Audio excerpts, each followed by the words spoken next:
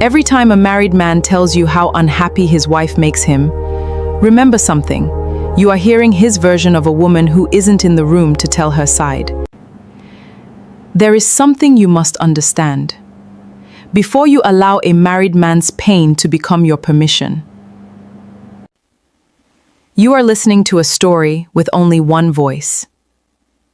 You don't know every conversation they've had behind closed doors. You don't know the things his wife has said when she was tired, hurt, afraid, or desperate to be understood. You don't know the sacrifices she has made that nobody applauded.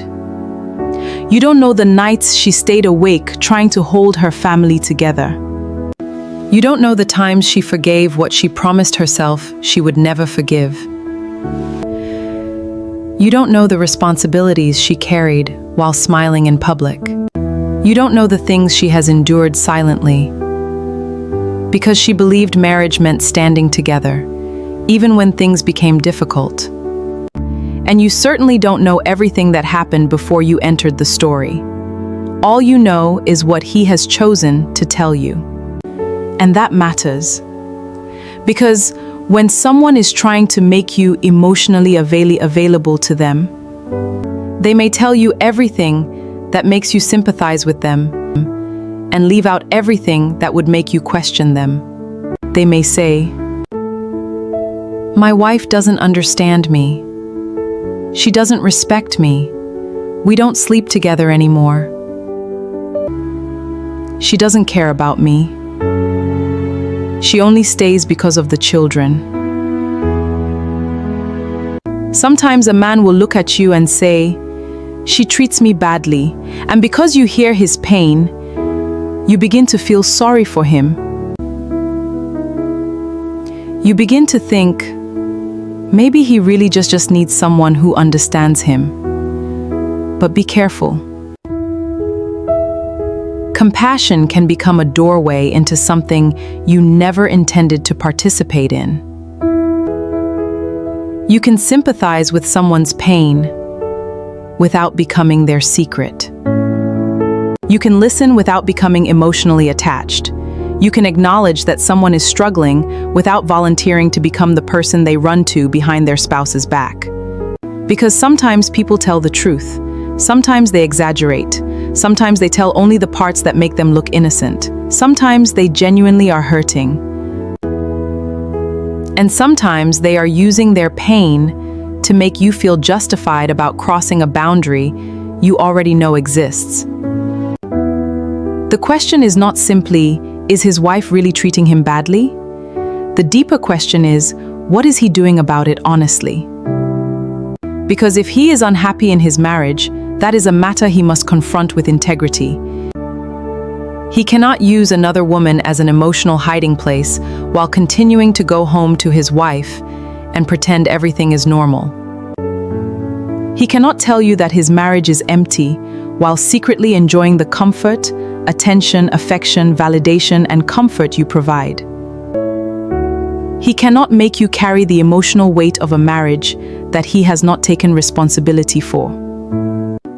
And you should never allow yourself to become the place where a married man escapes from problems he refuses to confront.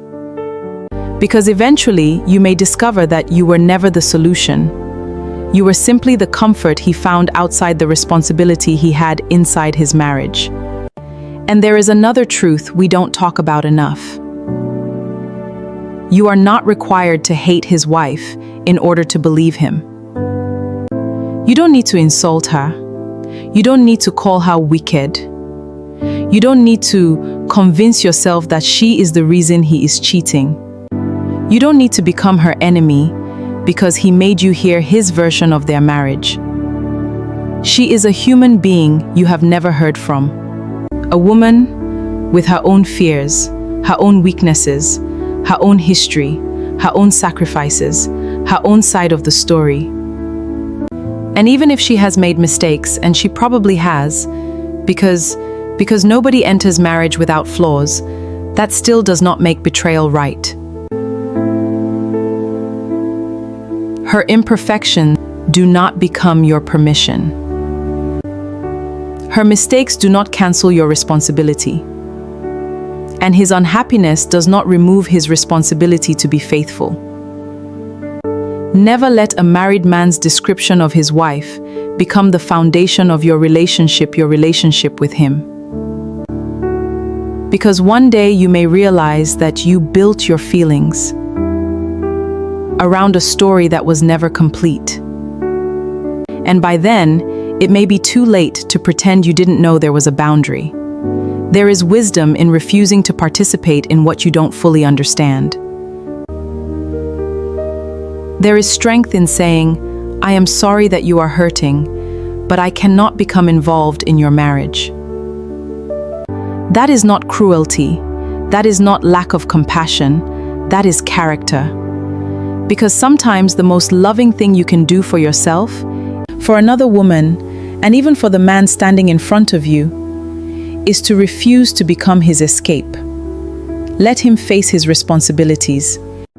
Let him have the difficult conversations he needs to have. Let him take ownership of his choices. Let him stop making another woman responsible for the peace he refuses to pursue honestly.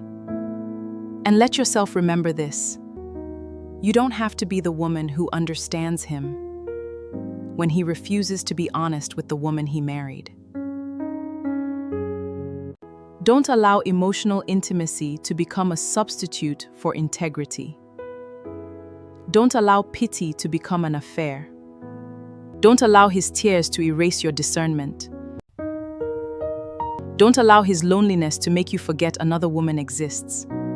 And don't allow someone else's private story to become your permission to participate in betrayal. Because there is always a woman you don't see. A woman whose side of the story you haven't heard.